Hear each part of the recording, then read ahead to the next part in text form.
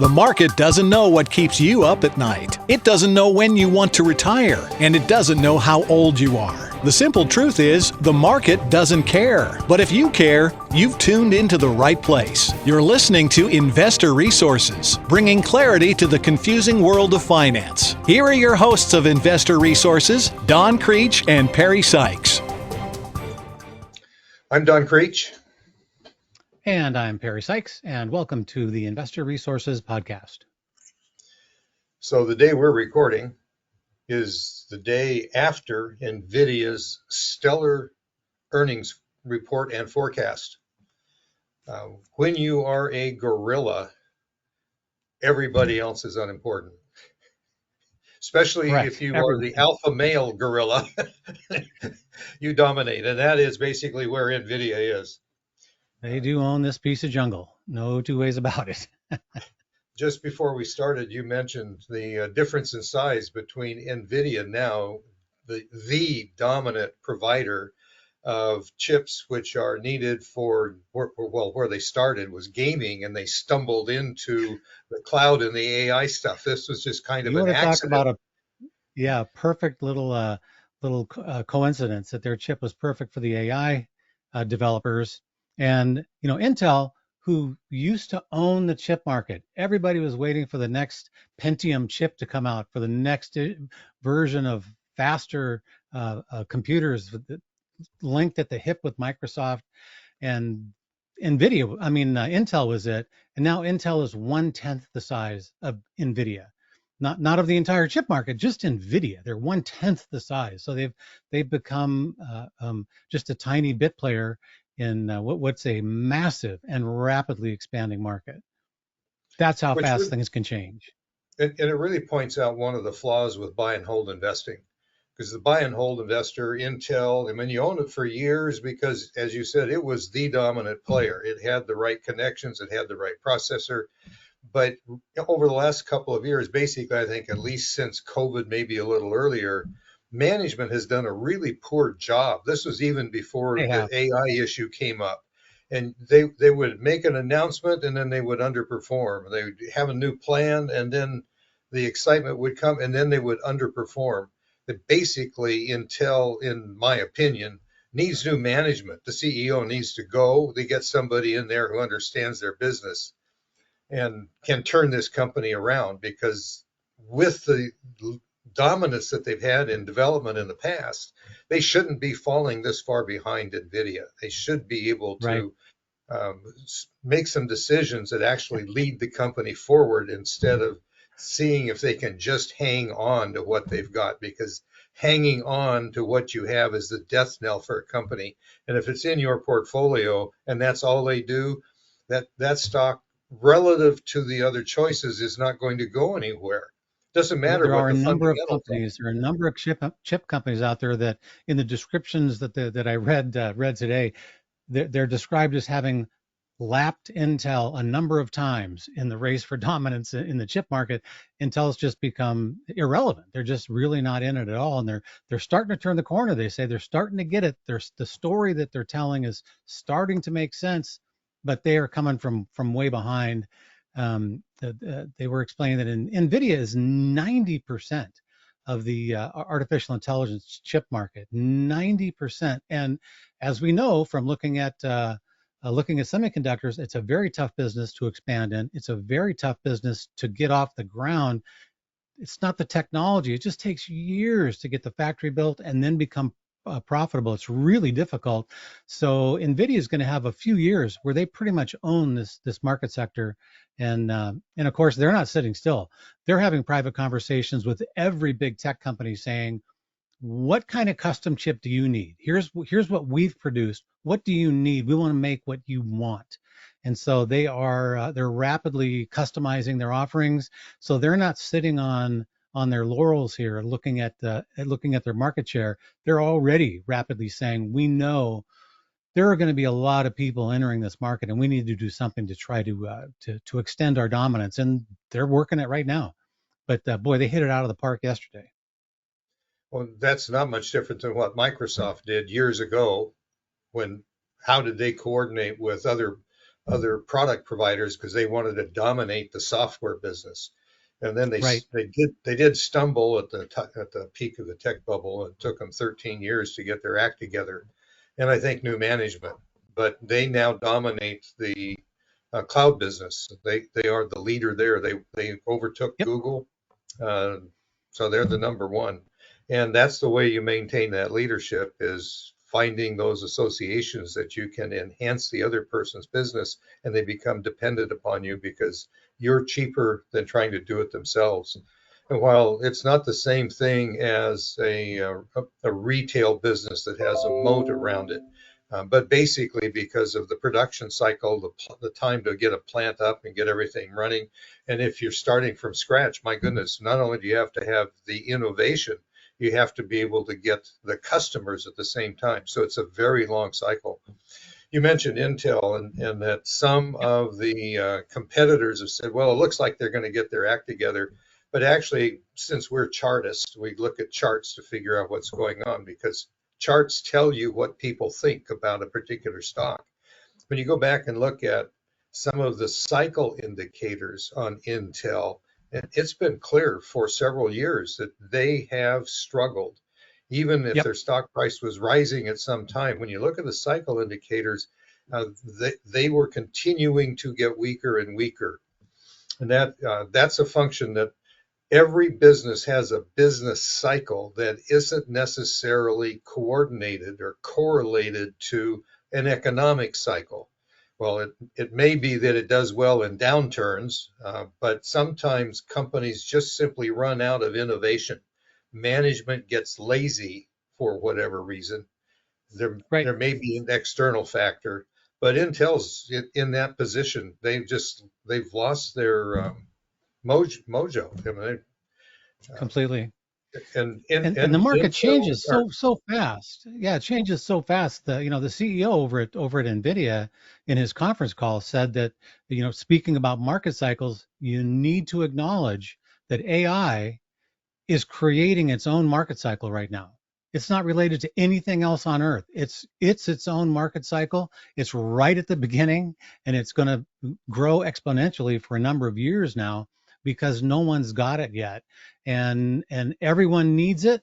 They're 90% of their product is already sold.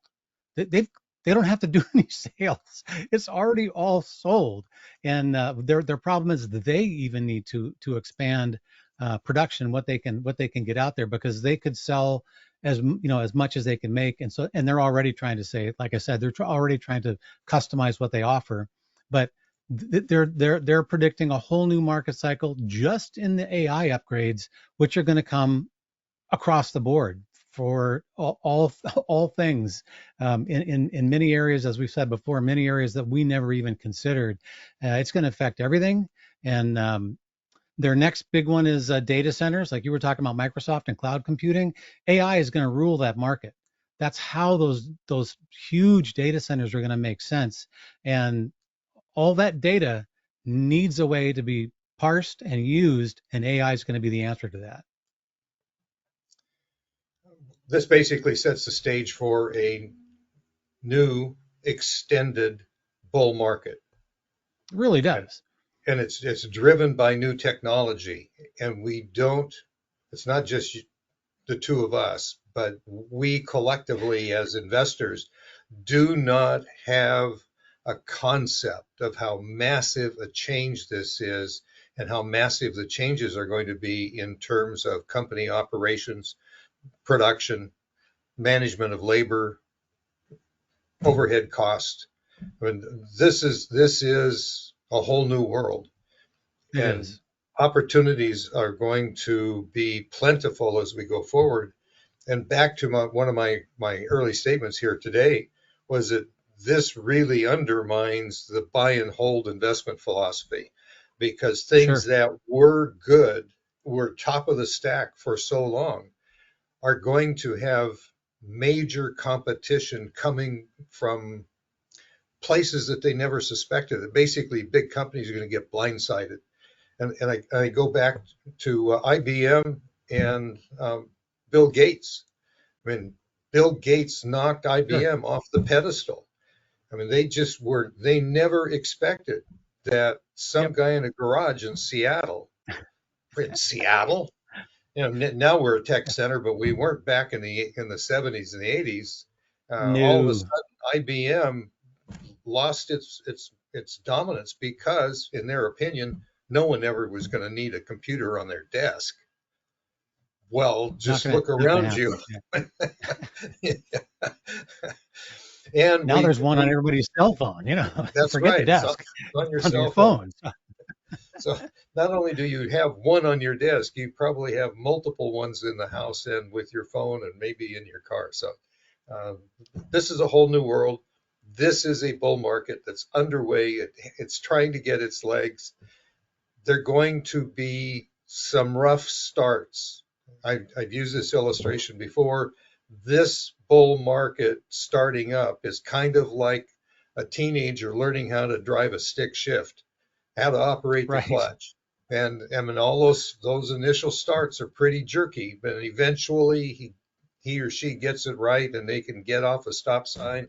They can even start when they're headed uphill from a dead stop. They can make that clutch work. They figure out how that works. And that's kind of where we are today with this bull market. We're just learning how to use a clutch again and get started, even though the slope is against us. The stock market always does exactly what it's supposed to do, just never when. We, It's we, always something, isn't it? Yeah. we always have an expectation, but that shouldn't be good. That shouldn't be happening right now, but it is happening right now. And we Yep. are still faced with hindsight bias. That's an emotional response from the losses that have occurred since COVID, the ups and downs that we've had with COVID. And for boomers, I mean, we still have two major bear markets in our memory, from the tech bubble falling apart for almost 3 years and the housing bubble falling apart in '07 and '08 for more than 2 years. When those things hurt financially, emotionally, and our brains don't want to let go. And the COVID Correct. deal, government intervention, trying to figure out how we deal with this new bull market is an emotional challenge, which is why rules are necessary to run the portfolio, and why in our policy it's own leadership, and when it quits leading it comes out of the portfolio, because hanging on to something because it used to work in a new market with a new kind of cycle and a brand new foundation, the old stuff isn't reliable anymore. If it's working, fine, but you have to be paying attention. And when it quits working, have to cut the cord. It's kind of like You having got a to move teenager on. who decides to rebel, and he wants dad to hand out more money and a car. And dad says, no, it's time for you to get a job and your own car. Give me the keys to mine. You're on your own. And that's kind of what this bull market's like. And from investors, we've got to deal with the same things. Time to cut the cord with the past, look at what's actually happening, and make decisions with the current data, not data that is 80 years old. And that's the key, Don. You said that you've got to have that rule set, and that rule set cannot be based on 80 years of history. That's the big mistake, because look at Nvidia. Look where it is in the 700s, wherever it ended today. And I saw a tech analyst online saying their target previous to yesterday had been 900 for Nvidia. What's it going to be now, sir? Well, it's going to be higher. It's going to be higher than 900. So he wasn't making any commitments, but all of a sudden, $750 a share looks cheap. If it's going to 1,000, right? It's time to buy. So you have to wrap your head around the kind of growth that comes when there's an absolutely new cycle that comes through the market and is going to change literally everything it touches. It changes the rules for what's there, and that's when you track prices and see where they're going, and that'll you can follow that money. That's what we try to do. So NVIDIA's performance and their earnings and their forecast for what's coming isn't just affecting Hmm. the U.S. market. As soon as those earnings came out after the market had closed, it came out at 5 o'clock Eastern, an hour after the market closed. The Asian markets just started moving. I mean, they were celebrating, and that moved into Europe, all around the world. And then this morning, it moved the U.S. market. So because of their dominance and the changes this brings to technology in every industry. Prosperity is going to expand. This is a bull market which will show up around the world. That doesn't mean that currency issues and political issues won't have some short-term impact, but this is the beginning of a new paradigm for investors and for the global economy. And it's important to remember how big it is. The change is massive. NVIDIA made more revenue in the fourth quarter of 2023 than it did in the entire year of 2021.